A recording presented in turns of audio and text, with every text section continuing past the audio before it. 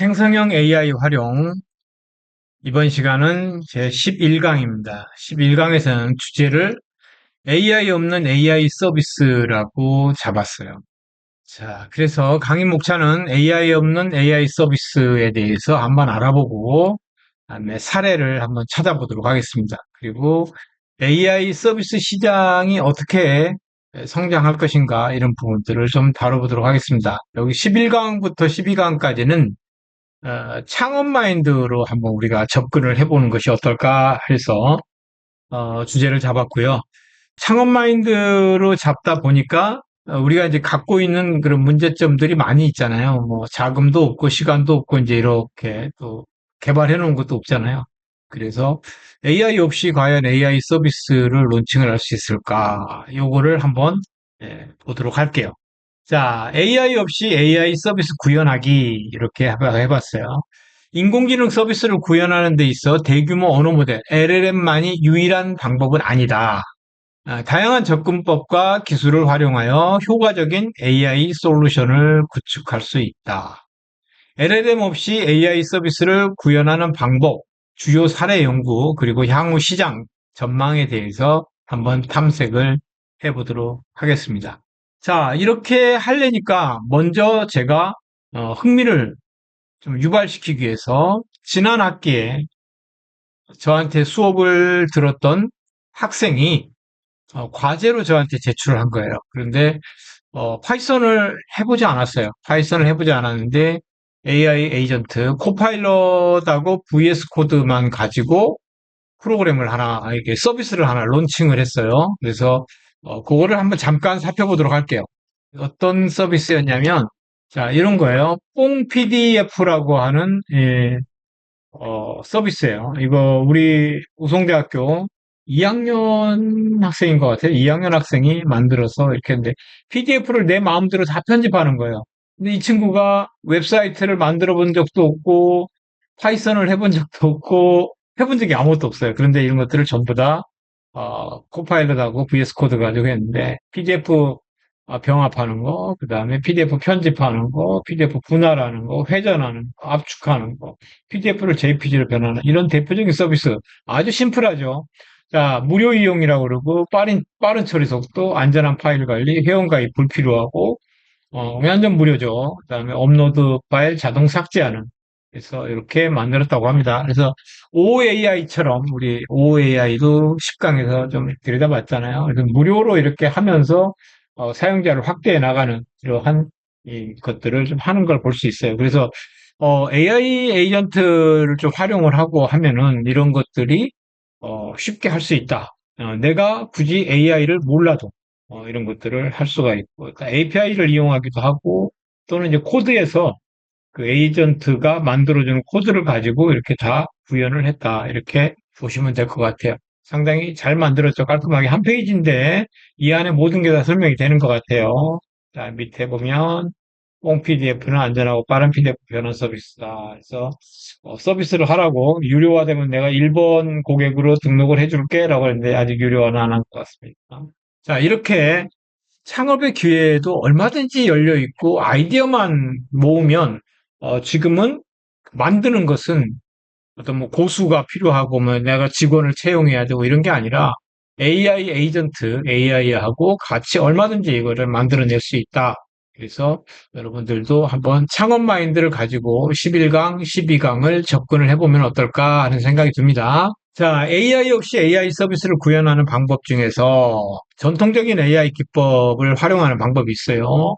그게 뭐냐, 규칙 기반, 심볼릭, 그, 기호주의라고 그러죠. 심볼릭 인공지능 AI라고 그러죠. 그래서 특정 도메인 지식과 비즈니스 로직을 명시적으로 if 뭐뭐면 뭐뭐 된 뭐다 if then으로 전부 다 이렇게 규칙으로 구현해서 예측 가능한 결과를 제공한다. 금융이나 의료, 법률 분야에서 특히 유용하며 정확한 의사결정이 필요한 경우에 적합하다.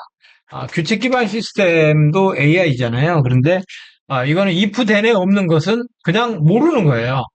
모르는 걸 안다고 한다든가 잘못된 답변을 주질 않는다. 그래서 규칙 기반 시스템이 그런 점에서 조금 더 정확성을 요구하는 그러한 분야에서는 더 많이 널리 쓰이고 있다. 또 머신러닝 모델, 의사결정 트리나 랜덤 포레스트, 또 SVM 같은 모델들, 로지스틱, 회귀 등의 알고리즘을 활용해서 패턴 인식 및 예측 모델을 구축할 수 있다. 이게 전통적인 우리가 알고 있었던 DNN이 나오기 전에 DNN은 설명 불가해요. 그런데 머신러닝 모델은 설명이 가능합니다. 그래서 머신러닝 모델은 예측한다라고 생각하면 돼요. 예측. 이게 뭘 거다라고 예측하고 앞으로 어떻게 될 거다라고 예측하는 거. 인공지능은 그냥 예측이다 이렇게 이해를 하면 될 것 같습니다. DNN도 마찬가지예요. 왜 그러는가 하는 것에 대한 부분을 블랙박스로 설명을 못해서 그렇지 그냥 예측이다. 인공지능은 무조건 예측이다. 인간이 가장 궁금해하는 게 앞으로 일어날 일 아닐까요?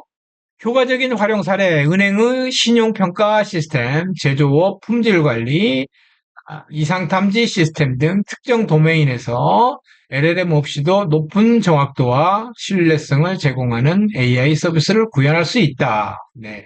그쵸. 이렇게, 이런 것들은 LSTM 가지고, LSTM의 오토인코더를 써가지고, 은행에서는 이상 거래를 탐지한다든가, 자본 세탁, 자금 세탁을 걸러낸다든가, 이런 것들도 할 수 있고, 제조 품질 관리에서는 양질의 샘플과 분량의 샘플을 두 가지 클래스로만 분류한다고 해도 수천 장 또는 수만 장 많을수록 데이터가 많을수록 정밀도가 높아지잖아요.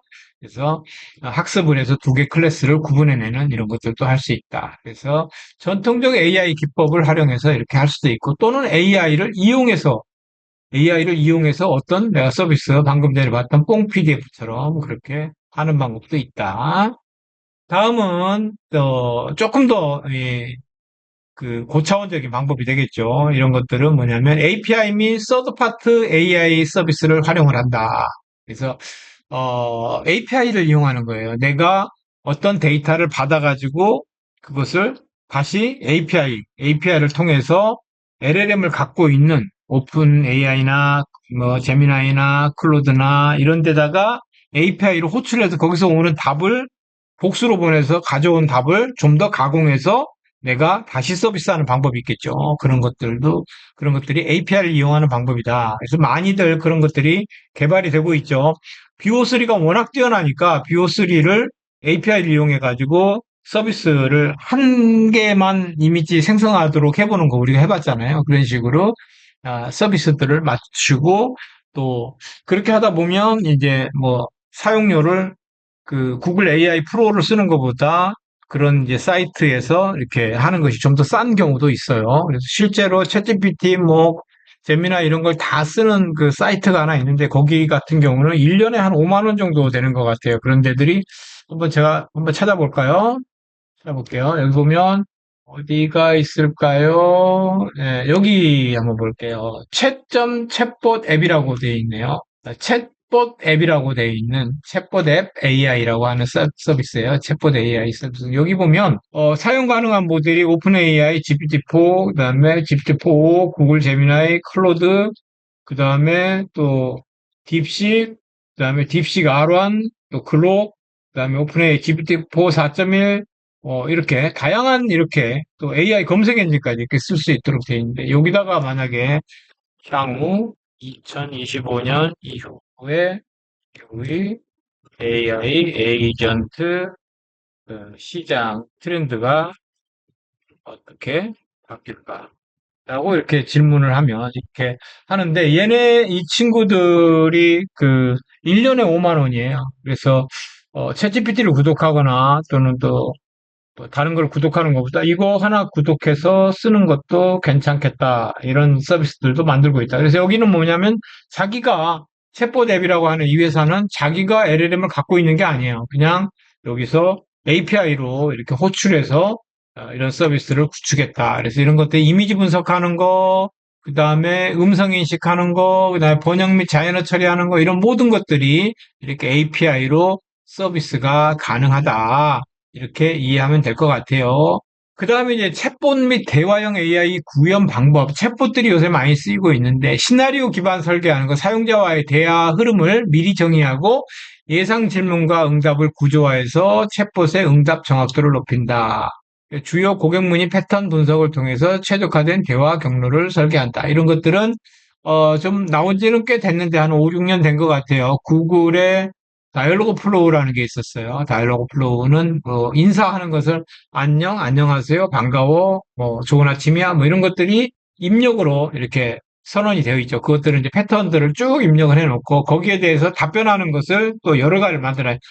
반가워요. 오늘 좋은 아침이에요. 이렇게 몇 가지 답변을 연결해 놓고 앞쪽에 입력 쪽에서 그러한 패턴이 들어왔을 때 뒤쪽에서는 랜덤으로 답변을 해주니까 마치 사람이 하는 것처럼 이렇게 하는 그런 것들도 있었다. 그래서 다이얼로그 플로우라는 것이 있어서 그래서 패턴 형태로 그래서 주로 많이 사용하는 그런 그 패턴 형들을 구조화해 가지고 질문과 응답을 구조화해서 이렇게 대화를 설계할 수 있도록 해놓은 게 있었다.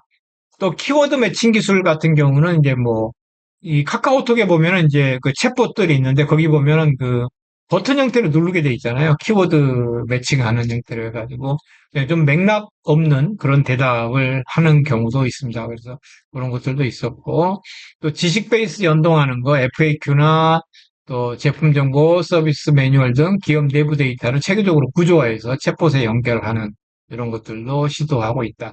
그래서 이런 방식으로 구현된 챗봇은 LLM이 없어도 고객 서비스를 자동화하고 일부죠. 네. 내부 직원 지원할 수 있고 예약 관리는 다양한 분야에서 효과적으로 활용될 수 있다라고 되어 있습니다. 그래서 약간 LLM보다 그러니까 LLM은 자연어 기반이에요. 그래서 내가 무슨 말을 하든지 간에 맥락을 이해하는데 그러지 못하잖아요. 그래서 이런 건 이제 뭐 키워드 매칭이나 지식 베이스 연동이나 시나리오 기반 같은 경우는 그런 부분까지는 못 미치지만 그래도 이렇게 구현할 수가 있다. 이렇게 보시면 되고요. 데이터 기반 AI 모델 개발은 이제 머신러닝 같은 경우가 그렇죠. 머신러닝 같은 경우가 자체 데이터 수집을 하고 전처리를 하는데 이제 데이터가 얼마나 양질의 데이터이냐가 결국은 모델의 성능을 좌우하고 있습니다. 그래서 데이터를 수집을 하게 되면 거기에서 이상치, 그래서 뭐 최저치라든가 너무 어, 최대치라든가 이런 것들을 제거한다든가 또 이런 부분들이 좀 필요하고 전처리 과정이 필요하고 그다음에 레이블링 하는 거 그다음에 레이블링하고 어노테이션 하는 거죠. 같은 말이라고 보시면 돼요. 레이블링. 어느 위치에 어느 객체가 있다라고 이렇게 표시해 주는 것을 레이블링이나 어노테이션이라고 얘기를 합니다.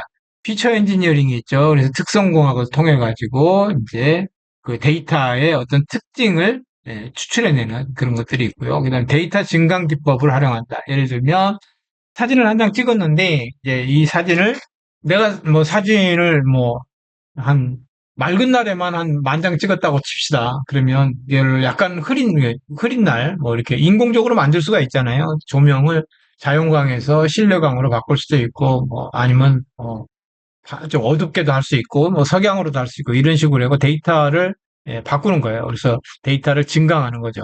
그렇게 해가지고 뭐 4만 장 정도 만들어가지고 학습을 시키면 좀 더 정밀도가 좋은 그런 모델이 만들어질 수 있다. 이렇게 이해하시면 될 것 같습니다.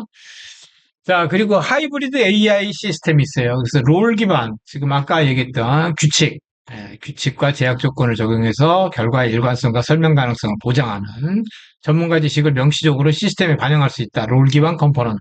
그 다음에 머신러닝 모델 컴포넌트. 데이터 패턴을 학습해서 복잡한 관계를 모델링하고 예측 능력을 제공하는 거. 새로운 데이터에 적응하고 시스템 성능을 지속적으로 개선할 수 있다. 그다음에 성능 모니터링, 시스템 성능을 실시간으로 모니터링하고 피드백을 수집해서 지속적인 개선을 가능하게 한다. 정확도, 응답 시간 등 주요 지표를 추적한다. 그러니까 의사결정 엔진, 롤 기반 시스템과 머신러닝 모델의 결과를 통합해서 최종 의사결정을 내린다. 각 컴포넌트 신뢰도를 고려한 가중치 부여가 가능하다. 이런 거는 이제 코딩을 통해 가지고 ifthen을 좀 더 많이 쓰면은 뭐라 그럴까요? ifthen 롤 기반 같은 경우는 오류가 없죠. 그래서 롤 기반 쪽에 조금 더 가중치를 많이 주는 그런 경우도 많이 있습니다. 네. 그래서 하이브리드 접근 방식, 금융 위험 평가나 의료 진단 지원, 제조 품질 관리 등 높은 정확도와 설명 가능성이 동시에 요구되는 분야에서 효율적이다. 네, 롤 기반이라고 하는 것이 꼭 나쁜 건 아닙니다. if then 이걸로 해가지고 수도 없이 나열해가지고 어떤 상황을 판단하는 거 이게 나쁜 게 아닙니다. 꼭 이게 ML이나 DNN이 맞는 건 아니다. 이렇게 이해하시면 됩니다.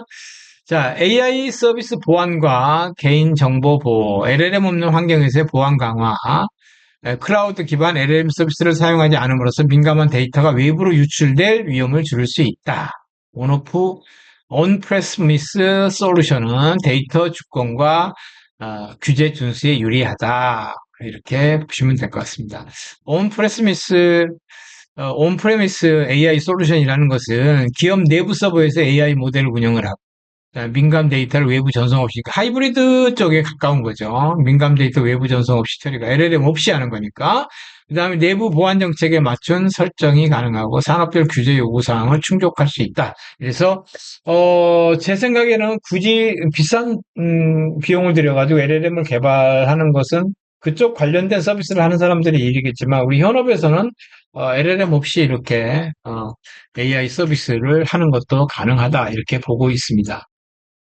자, 그리고 비용 및 리소스 관리에서 LLM 대비 비용이 이렇게 많이 줄어들고 있다. 전통적 ML 모델은 LLM 대비 컴퓨팅 리소스 요구량이 컴퓨팅 파워가 낮아도 되기 때문에 비용을 줄일 수가 있다. API 운영 효율성, 서드파티 API를 활용함으로써 자체 개발을 안 하고 개발 시간도 낮추고 비용도 줄일 수 있다. 그다음에 TCO, 총소유 비용이죠. 총소유 비용 절감 효과가 있다. 자, 이렇게 이해하면 될 것 같아요. 그래서 LLM을 굳이 내가 가지고 있지 않고 또 LLM 외에도 다른 그 AI 엔진, AI API들을 활용함으로써 이미지 분석이라든가 뭐, 통역이라든가 이런 다양한 AI API들을 활용해서 내가 서비스를 구축할 수 있다. 이렇게 이해하면 될 것 같습니다. 자, 한계와 도전 과제를 보면 자연어 이해에 한계가 있고 LLM이 아니기 때문에 그렇죠. 또 확장성 및 유지 보수에 문제가 있다. 규칙 기반 시스템은 새로운 케이스와 예외 상황이 증가할수록 복잡도가 기하급수적으로 증가한다. 프로그래머 등골 빼죠. 또 사용자 경험 개선이 필요하다. 제한된 AI 기능으로 인해 사용자 경험이 LLM 기반 서비스보다 제한적일 수밖에 없다. 네. 한계와 도전 과제는 분명히 있다. 그렇지만 시도해볼 만하다. 이렇게 이해하면 될 것 같아요. 자, 요약 및 핵심 포인트 보겠습니다. 자, 비즈니스 목표를 정의하고, 그 다음에 적절한 기술을 선택을 하고, 데이터 전략을 수립하고, 단계적으로 구현을 하고 검증해서 지속적 개선 및 최적화를 해나가는. 그래서 LLM 없이도 AI 서비스가 구현하게 만드는 거죠. 이렇게 하는. 그다음에 비즈니스 목적에 맞는 최적화를 하면은 여러분도 AI 없는 AI 서비스를 할 수 있게 된다. 이렇게 말씀드릴게요.